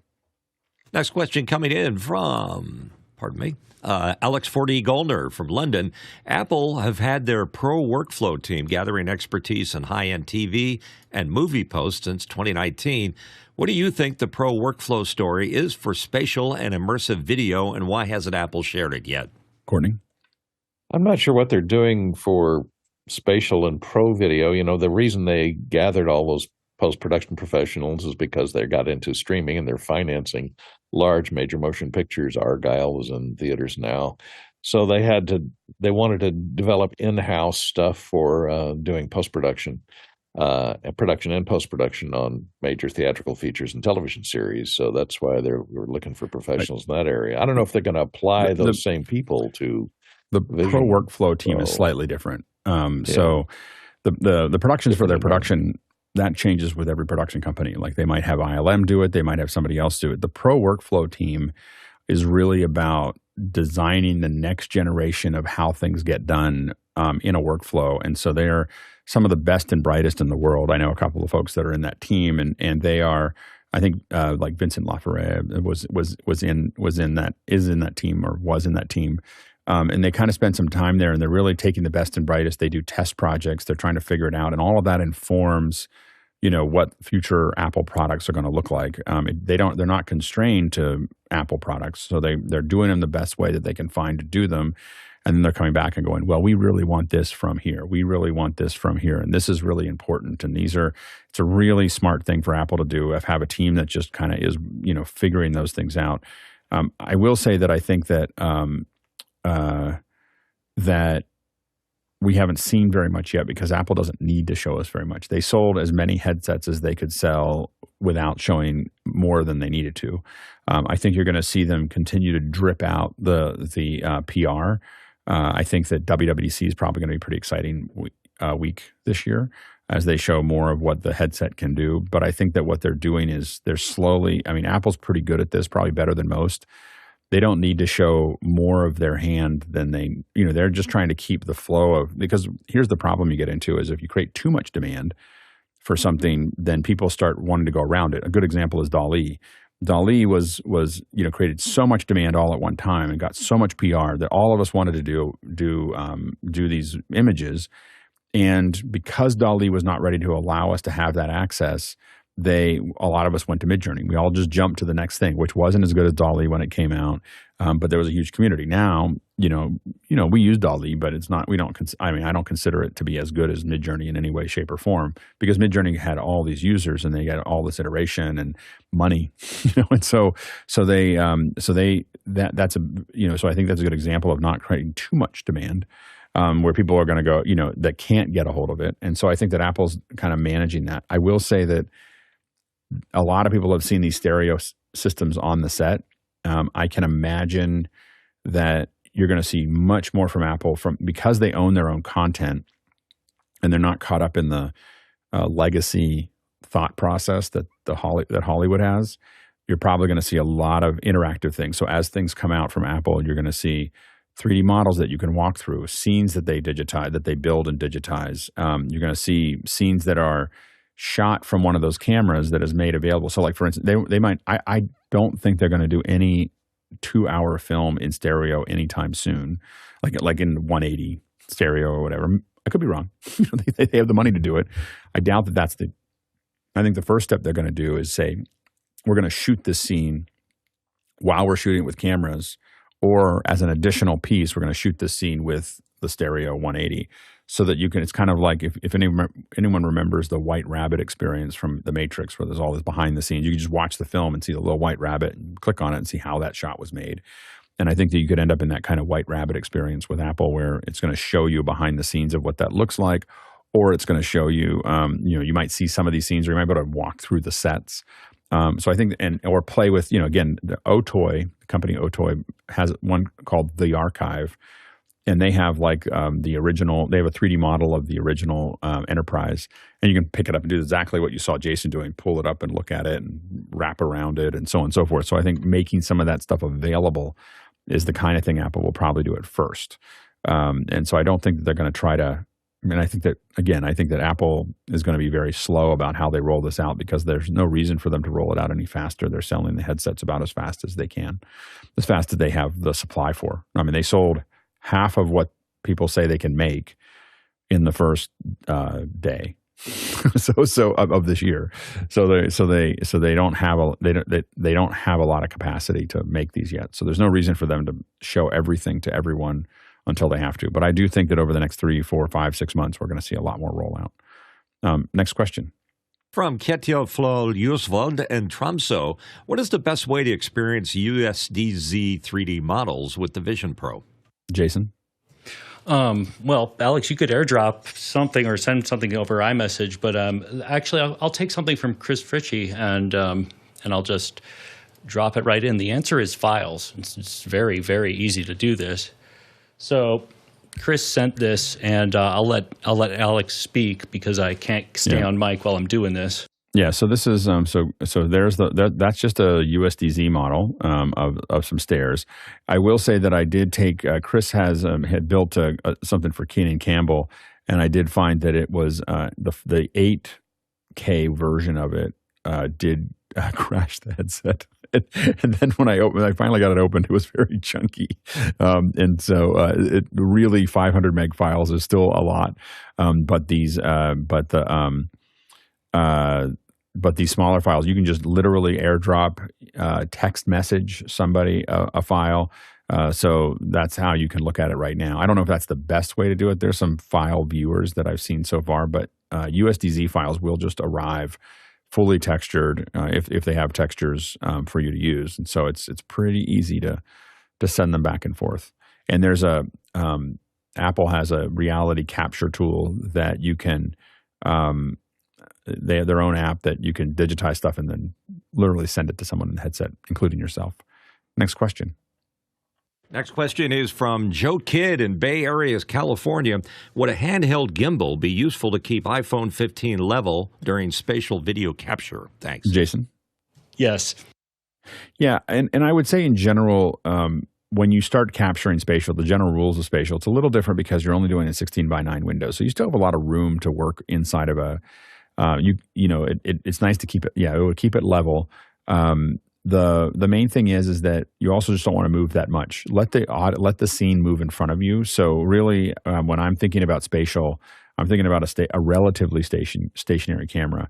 If someone makes it too big in frame, they can get number one is it's only 1080, so it will show up on the frame as a little soft. And number two is that if you fill the frame, it can be a little. Some people have inner ear problems where they get disoriented or they don't feel well if you move it too much. It's not too much of a problem because the resolution isn't that high right now. But as the resolution gets better, I'm going to guess that the iPhone 16 will probably be able to do 4K stereo. And so as it goes down that path, I think you're going to end up with you have to be very careful of moving it very much at all. Next question.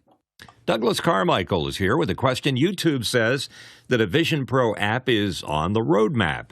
Do you think that brings an opportunity for another platform to move ahead in the VR race? Not really. You can watch YouTube right now on the web. There's an app called Juno. So Juno is kind of a front end for YouTube. So and I think we're going to actually have the developer on the show. So to talk about that. But Juno is out there, and they're already building a demo of that. So it's not that. I don't think that another platform is going to move ahead. I think that other platforms can fill into what's possible at a lower cost. I think as far as the moving ahead, a lot of platforms will have trouble. Next question. Dave Troutman from Edmonton, Canada. Can the connected Mac display change the screen resolution other than default and show it in virtual space? Jason? Yeah, it most certainly can, and I can show that to you if you'd like. So there's an M3 MacBook Pro that I need to wake up, and the moment I do that, it should, keyword here being should, because of course on-air demos are always the best.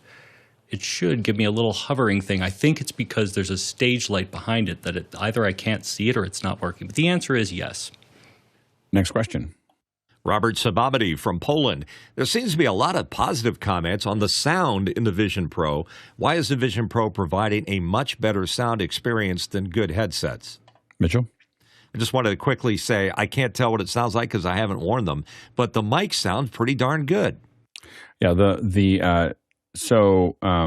for the headsets, the open air nature of it, I think, makes it sound really good and really manageable. They've been doing this for a long time. Apple has been doing a lot of work on spatial audio as it relates to your laptops, your iPads. A lot of those they've been doing a lot of work in that area. So the physics of that is something they know very well. It is actually not better than a good set of headsets. So when you put the Apple Pros, the Apple iPod Maxes on, which is really the way to watch it, it's a lot louder and it's also, I think, more immersive. But I will say that there's something about the open air. I'm just surprised that there's these little open air speakers that are making it immersive in a way that I just didn't expect. And it's probably a lot. I don't know what the breakdown is, but it's not one speaker. It's probably a whole bunch of speakers that are making, that are pushing stuff out. Go ahead, Courtney. I think they're fairly large, maybe a half-inch driver that's inside there, and with that little slit that's on the sides, it's driving the sound facing into your open ears. Mm-hmm. And I would think to generate the spatial sound, they have to work with a completely different software for encoding holographic sound, because holographic sound that's designed for headphones are designed to come in directly and not take the pinna of your ear into consideration, which is what gives you directionality. And since this sound from the Vision Pro is going through the open air and hitting your whole ear, including the outside pinna, it's going to interpret it. Spatially is going to be interpreted differently, so they can work with the delay between the left ear and the right ear to give you horizontal positioning. But to develop sounds that sound like they're coming from behind you, it's going to be a different type of frequency curve for to give you that same spatial relationship that holographic sound or binaural sound normally gives you, that's played through normal in-ear headphones. Next question. Bo Cordell in Charleston, South Carolina. This seems like an incredible consumption device. How does it work as a creation device? I think that a lot of the creation tools are just getting started. So I think that you saw that you can open up a switcher and have it there. I don't know, Jason, have you downloaded the Moog app? Oh, it is. Oh. Have you downloaded that? Yeah, I have. Do you want to play with that? And we're going to have the creator of that app on the show as well. If you can show the Moog app and show the Galaxy view. I played with it a little bit. I was playing with it last night. So this is the. Let's see if he gets it up here. Hold on. I'm not going to key in audio. That's going to mess with it. I know. Yeah, don't do that. But there should be the Galaxy button there. Up in the lower part, there's the Galaxy selection. Can you select the Galaxy view? There you go. And it should, just say, never say that again. Oh, okay. Or not. Anyway, it takes over the scene. So this is a music device that takes advantage of some of the Moog tools, and it is deep. You can move the objects inside of that 3D object to affect audio, and I very quickly realized that there's going to be a different way to make music inside of this system that is, so you can't hear it, but that can affect the sound, as you're moving those things around. And so there's going to be a lot of things that are happening. It's very early days. And did you, Jason, I think there's an expand, so it expands out the window. If you hit, I think no. There's a button, I think in the upper right no. Upper right of the console, upper right of the virtual console, that lets you expand, and it'll swing 2 more windows out. Or not that one. So anyway, there's a way, and it'll swing additional windows around you so that you can look at it. But I think that you're going to see a lot of people starting to figure out, again, now that a lot of what we've done so far is like drawing with a brick. And so when we're using mice, when we're doing these other things, we have very little tactile control. And I think you're going to find that a lot of things, we're going to pick up speed very quickly and start finding things that there you go. See, if you look the other way, I think, Jason, there's some more controls. No, you're not there yet. I can't see it. Anyway, so there's a place where you can pop it open, and there'll be more consoles that open up. And so you're really in this environment, this very large environment that you can make a lot of choices in. So anyway, so those are it's a pretty cool app, but it kind of gives you a point towards it. But I think that I've already done stuff where I've sculpted in Meta, sculpted in 3D and built things in 3D, and I think that as the tools get better, especially as AI 3D creation gets better, say I want a chair here and I want this here, and walk around and move things around where you need them, and talk to other people about it. It's going to be pretty nifty. So I do think that there's a fair bit of creation that's coming. The creation part is harder than the consumption part. Next question. Robin Cutshaw from Atlanta, Georgia. Have you tried importing 3D items using Apple's RealityComposer? Other methods of importing high-quality 3D content? I haven't used the RealityComposer yet to do that. I've just been exporting USDZ files that I have already from, Adobe Substance is one of the better ways to texture them, and you can just bring them in, and they'll pop in for you. So that's been the quickest way that made that happen. Go to Courtney. Does it support GLIF 3D files, which is what Microsoft is using for their 3D stuff? I think that Apple, that's what Media Converter or Reality Converter on the Apple, I think it will convert that file format to USDZ, but Apple is supporting USDZ.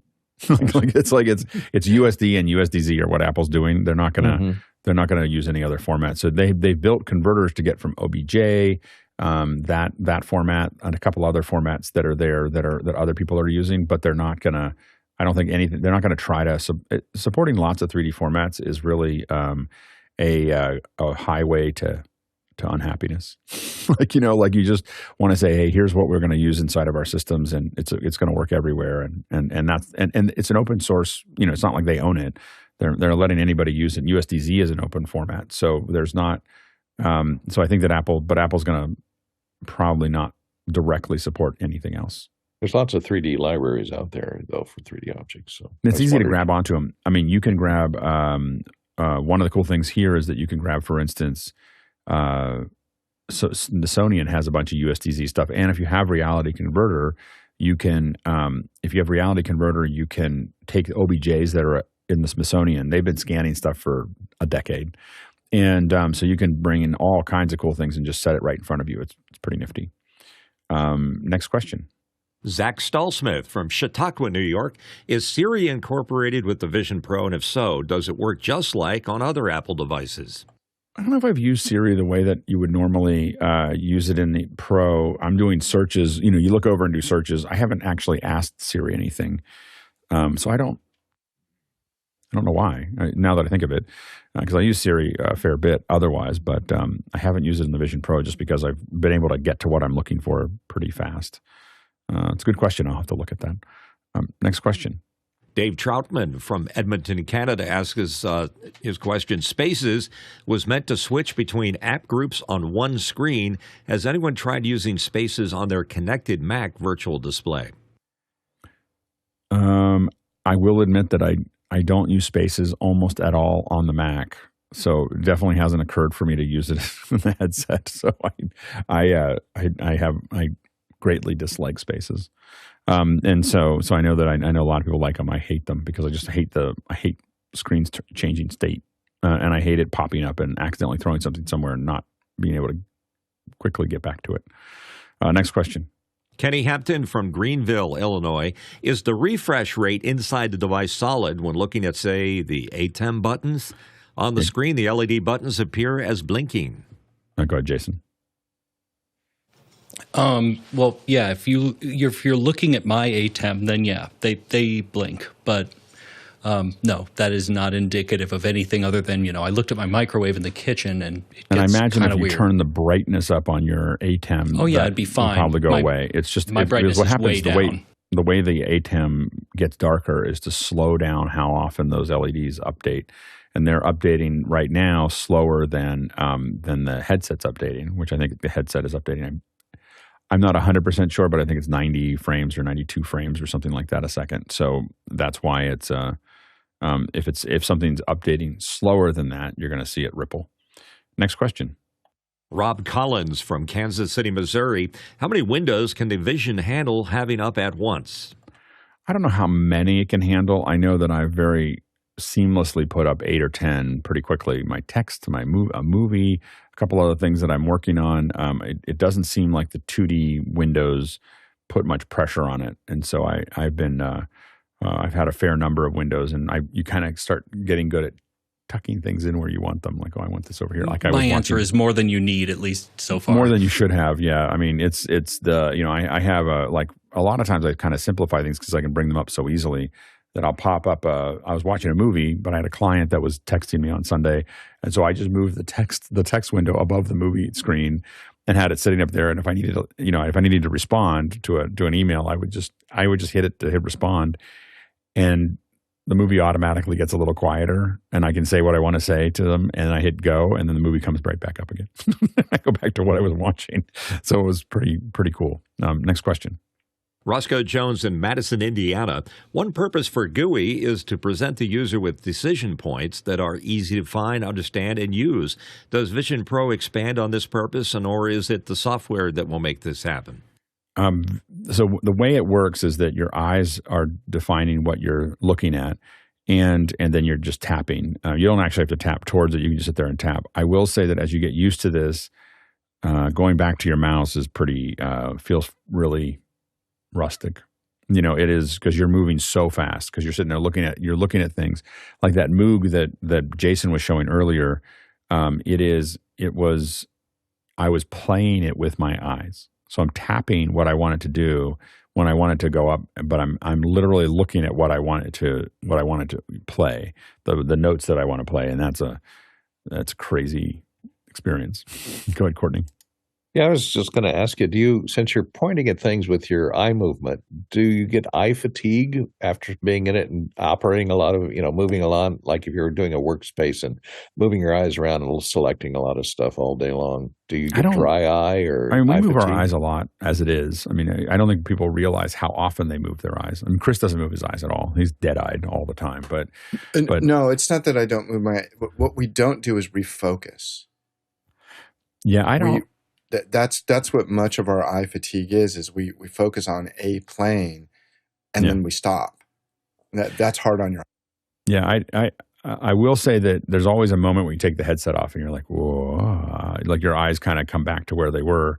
And I haven't had it on for more than 2 or 3 hours at a time, so I don't know if I left it on all day, it'd be harder. I will say that I'm at an age where I'm halfway between farsighted and nearsighted. I'm getting farsighted. I've been nearsighted my whole life. When I put my contacts in and I get into the headset, I actually I'm getting the lenses, but I just don't have them yet. I actually see better in the headset. I know that sounds crazy, but everything is sharper in the headset than it is in real life for me, and it's a very weird experience to have everything suddenly super sharp. When I take the headset off, it goes back to being a little blurry all the time, and I'm like, oh, so it's a crazy thing. Next question. Talalo Lopez Waterman, now in Naples, Florida. I think the way of sharing the experience of the VP Vision Pro is a little problematic because our eyes and heads are not stabilized. So the amount of motion when watching items from a screen share is difficult. Could there be a better way on the horizon? Yeah, I mean, I think that you that's the problem a lot of times with a lot of these if you're looking at something. I don't think that when we're screen sharing it, I think you also have to get good at not moving your head very much. But it is hard because you want to turn your head. You can, but I have gotten good at doing a couple where I was sharing with somebody else, and I just didn't move my head as much. But you will move it a little bit. It's just if you move it dramatically. Oh, and Jason, if you cut to this, if our TD can cut to this, you're going to see something kind of crazy. So Jason, tell us what you're doing there. I guess Jason can't tell us because he's either headset or I'll mic. let you explain it. Yeah. So what Jason's got, he's got the Behringer software opened, and he's moving the slider up and down in the virtual world, and you can see the physical one in the X keys running against it. So he's tied into the mixer, and he's able to actually control the physical keys from the virtual world. So you can really see that interaction is there. Maybe not as smooth as. I don't know how smooth it is there, but it's there. It's really interesting. And I do think, again, we have to remember this product has been out for 3 or 4 days, and companies have been making decisions about what they want to do. I would be blown away if you don't see the ability to cut a show, do audio, everything else as just opening up windows around you and being able to grab onto those things and move them all and build those and build new interfaces for it and all those other things. So it's going to be really interesting. Next question. Michael Anderson in Jackson, Wyoming. Question is, has anyone tried Zoho Lens with Vision Pro? Might be awesome for remote troubleshooting. I'll have to look at it. I haven't seen Zoho Lens in the Pro, so I don't know if it's an actual if it's a native app in Pro or whether. But definitely, troubleshooting is going to be something that is going to happen.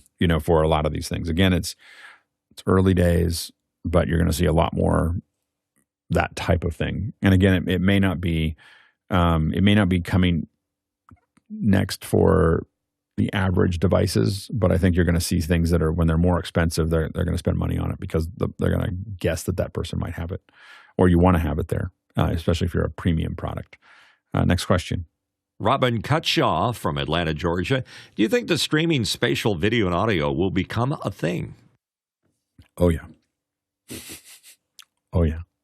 It's going to be a massive thing. So we want to wait. We just remember that Apple bought NextVR, and NextVR, all they did was stream spatial. Yeah, watch what happens next. Next question. Robert Sababity from Poland. How is the Vision Pro accommodating for eye correction as you don't wear spectacles when you use them? So I'm putting contacts in when I do that. I have so I put contacts in right now. I'm waiting for my lenses. They have lens inserts that you can get from that are there. So I have to go get my eyes rechecked before I can get the lenses. That's the delay for me. So once I have those, then I can just put them on. Just take these glasses off, put them on, and I'm off to the races. Right now I have contacts, and then it's just what happens is you hold down the crown. So for interocular distance adjustments, there's actually little motors in there, and you hold down the crown, and they align to your eyes. So you hear them and so if someone else borrows them, they'll push that down and it'll fix it for them. And there's a guest mode, by the way, so you can if you have somebody else you want to show it to, you put it in guest mode and it says you have 5 minutes to hand it to somebody, and you can hand it to someone. Otherwise, it's a pretty personal device. It's connected to you. Every time you put it on, it does an iris scan. So it's not something that you can just hand to somebody. You put it in guest mode or someone, and I don't know if anyone can steal it and even get anything out of it. So, but you put it in guest mode and then you hand it to someone, and then it does a little bit of setup. Show us your hands. It has them calibrate their eyes. It moves that little bit, and then they can start to use it. What I would suggest if you're going to hand it to somebody is share it do a screen share with something so you can see what they're seeing, so that you can tell them what to do next. Because a lot of times you're trying to explain it to them, and I'm getting better at it. When I do a demo now, I go, okay, go to the dinosaur thing. It's on the third page, third one down. Go to the dinosaur, watch the dinosaur. Now go to Jig and watch Jig. Now open up movies and watch this movie. I kind of tell them what to do, because that shows you the different things you can do on the headset relatively quickly. Next question. Next question from Brad Woodall in Boston, Massachusetts. With Apple having broadcast rights to MLS, what will live sports look like on the Vision Pro, and should MLS be a first test?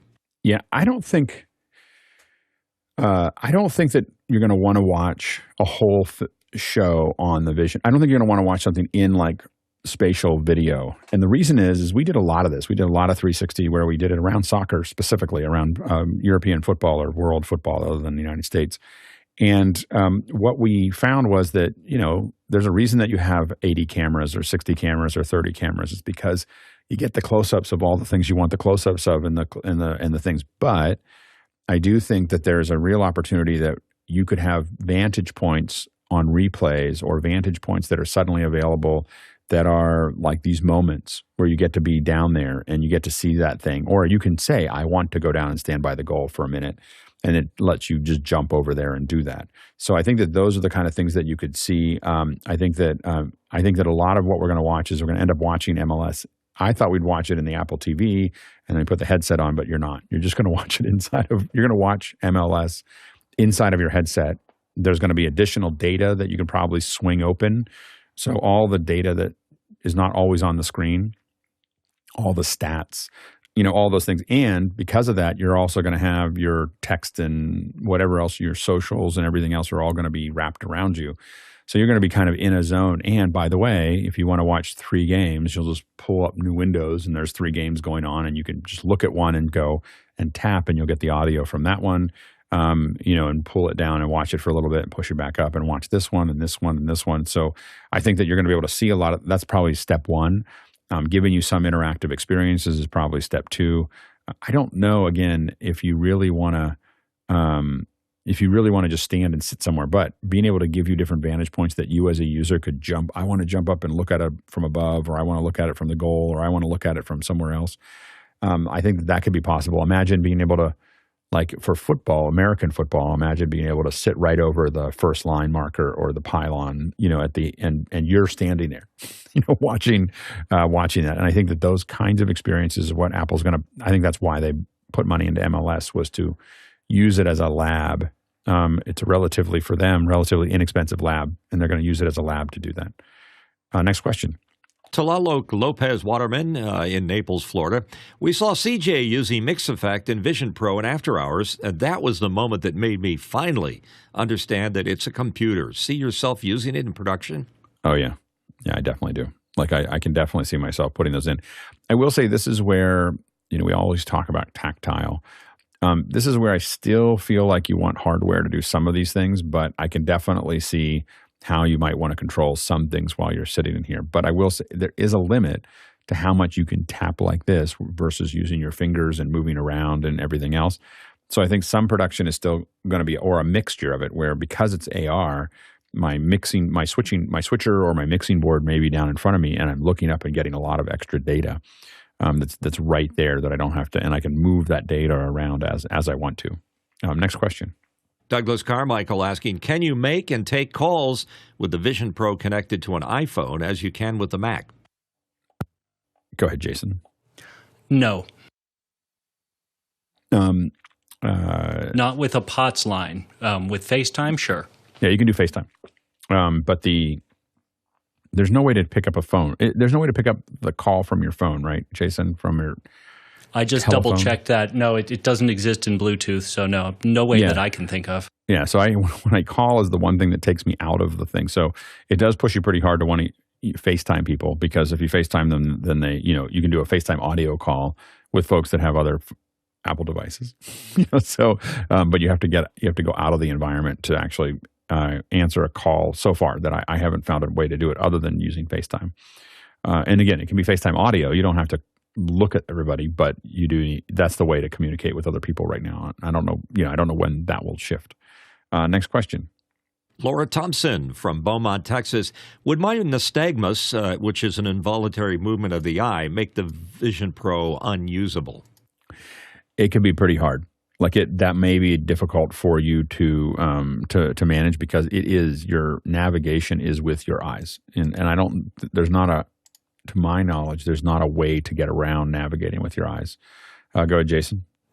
You can, however, if it is worse in one eye than the other, you can do the physical accommodation to kind of average how you move, and you can also turn it so that it's only being controlled by one eye.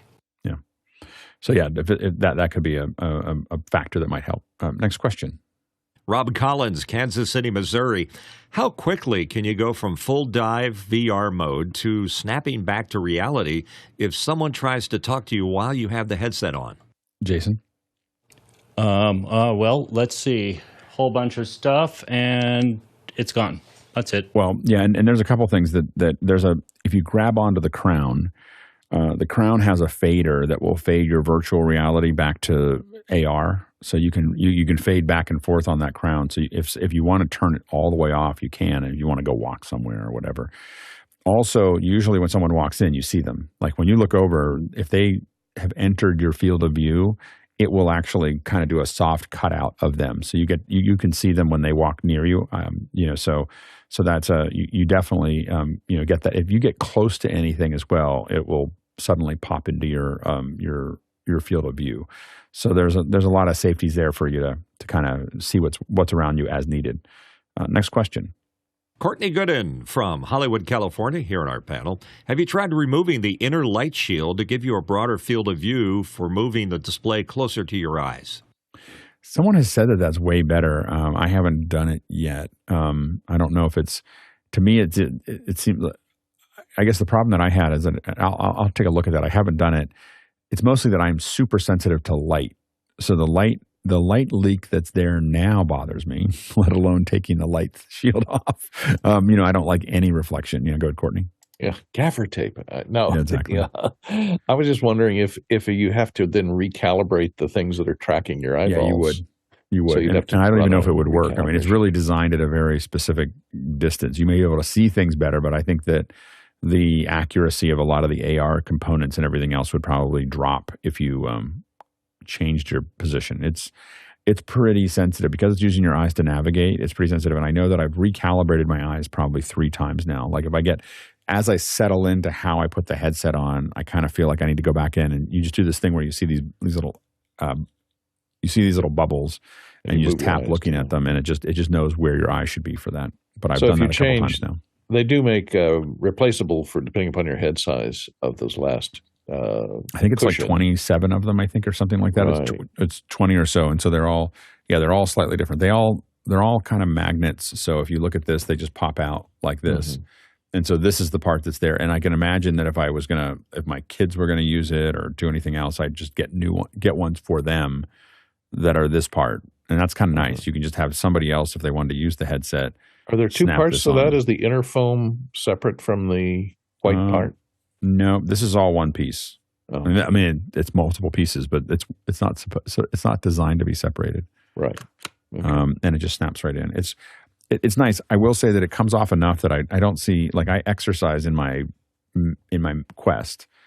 I can't really imagine yet doing that here because I think that if I move too much, it would fall apart. It would come apart. Also, if it's hot, you could sweat into it, and it's fabric, isn't it? It is, and the Quest.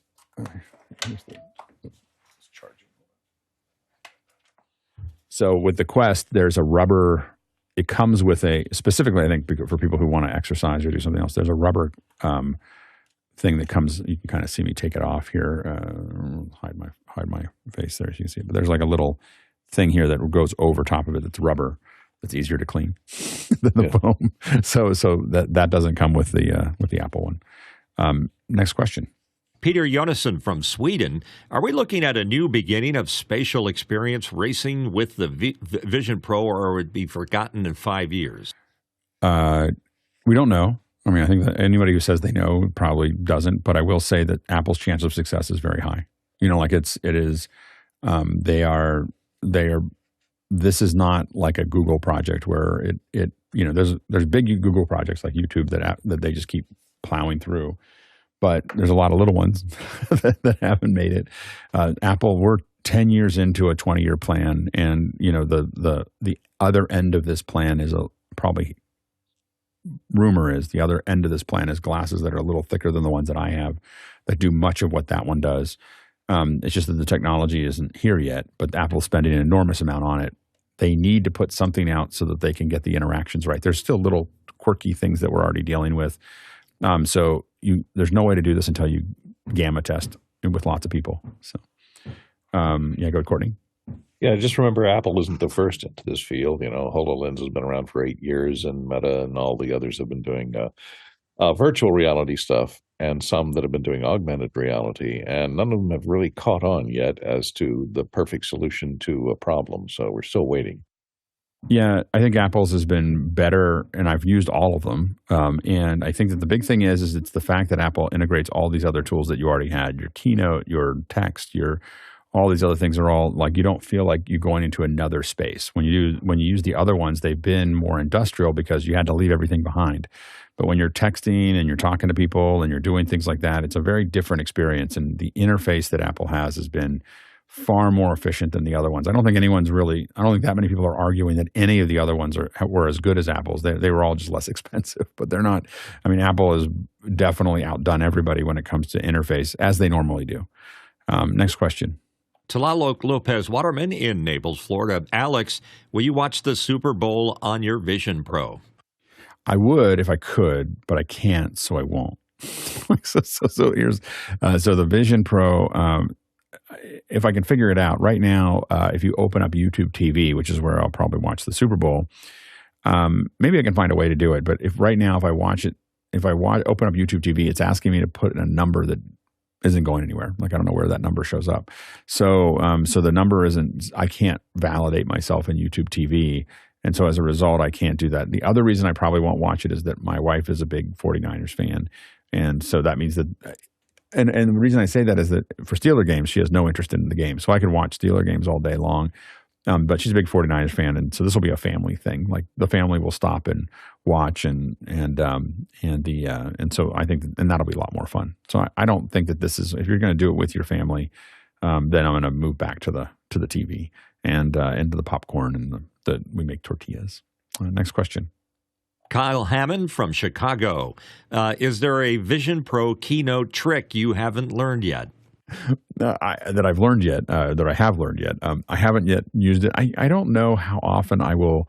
I can't imagine how often I'm going to use Keynote in Vision. I did open it up and play with it. You can hit play. You can go to the next things. You can. I think that Jason's going to show it to us here in a second. Here's his Keynote. Watching it here. There's the two screens. Yeah. So there's where's the actual presentation happening, Jason? Is it somewhere? It's all the way around me, so it's real hard to get to the mic. If I go to rehearsal settings and then go to the viewer, this is what the viewer sees. So it's like, I'm invisible and in the table, or in is this like some environment for the presentation? Yeah, so that's the environment. Let's take the horrible room that we all have to sit around and the Steve Jobs Theater. Vanity. Oh, look at that. Go. So now you can be in front of the Steve Jobs Theater presenting your stuff. Yeah. Not bad for rehearsal, maybe. I haven't used it in Keynote. I haven't used the Keynote yet there. I'm still having a little hard time seeing how I would. Here's the problem. The way I use Keynote is different than the average person using Keynote. And so it would be very hard because I have 4 computers that feed into a switcher that are all tied together that I'm cutting between with multiple controllers. So the way I do presentations is very different than what most people do with presentations. And so I don't know how I would tie this very weird hardware solution into the headset. So that's probably, I think many people can do it. Just not me. By the way, Zoom works. I think we're not using it here, but I just want to outline that Zoom is day one was supporting this product, and a couple of us have jumped into after hours with it in the past. So anyway, there's a little overview. We will be talking a lot about it. As media producers, there's a lot of opportunity for us when new things come out like this, and there's I've ridden a lot of waves, and I don't really worry about whether the wave is going to work in the future. It doesn't matter to me. Like all I care about is there a wave here now? And this is a wave, and there's going to be people looking to build 3D objects. There's going to be people looking to build video, interactive experiences, those types of things. And so there's an opportunity to get ahead of things right now that don't exist. A lot of people will say, well, no one's asking for it yet, or it's not a big market yet. I always think of the great scene from now I can't think of the name of the movie, but the people who get in now are going to drink the milkshakes of everybody else. So if you wait for your milkshake, it'll be gone by the time I get there.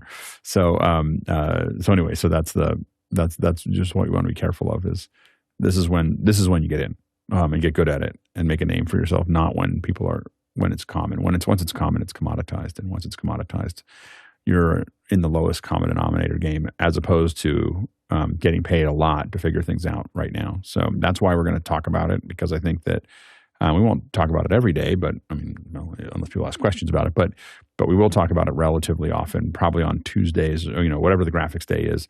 We will probably talk about it there fairly often, just because it's a pretty important rollout for us as media developers. There's a lot of opportunity for us to take advantage of it, regardless of whether it's somewhere in 2 years or not. there's a window. And I have made millions of dollars. My company, not me, but my companies have made millions of dollars being in the right place at the right time to take advantage of those waves. And so I think that it's definitely worth paying attention to if you're trying to figure out new business opportunities. All right. Thank you so much. Thanks to Jason for putting this on and being adventurous with us and showing us all the bits and pieces here. Thanks to the rest of the panel for making this possible for the first hour and the second hour and being part of this discussion. We can't do this without you. Thank you to the incredible producers asking all those questions. If we didn't get to your question, we will. It got pushed back. It got pushed back to you personally if you asked it in Makana. If you asked it outside of that, it got pushed back into our system. We'll push it back in tomorrow. So if you don't worry about it, just bring that question back. It's in your notes. So make sure to bring that question back. Every day we're not getting to as many questions because there's so many. And you're doing such a great job as producers. So thank you so much. A lot of great questions for the second hour as well. I realized very quickly I didn't have to talk very much. We can just answer questions. So really well done by the producers and an incredible work by this, especially today where everything's kind of complicated and we're trying to make this all work. Really great work by our production team. The production team that's cutting the show, making the show happen, planning the show, making sure that all the ducks are in a row for when you see these days, there is just a regular day with a second hour. There is a management, there's a council making decisions. There's a production team making sure that it's going to work. There's a dev team doing all the software development to make it possible. We're not just jumping into a Zoom and streaming it, which we used to, but now we don't. We have a much bigger clan that is required to make this work, and so we really appreciate everybody's contribution. We traveled today 95,000 miles. That's 153,000 kilometers, and that is 755 million bananas for scale. All right, let's go ahead and jump into after hours. I need a 3D banana now. Is that a virtual banana? It's not. That is not a USDZ banana. I should have done that. It's not a real banana, but it's not a virtual banana. It's a fake, real banana. That was so meta. Oh. Taking bets on how many months it'll be before it ends up on the shelf behind Alex in the aisle of forgotten toys. It's getting in Polycam right now. Yeah. Do you have a banana within reach, Alex? I don't. I keep on taking them out because it's because Michael Krasny comes over to my office now, and I keep on moving the banana, and then I can't figure out what happened. I have them. Are you afraid of being banana shamed? Yeah, I am afraid of being. One day you're going to open a drawer, and they're all going to fall down at your feet. Is that ashamed? Banana. Bye. Yeah.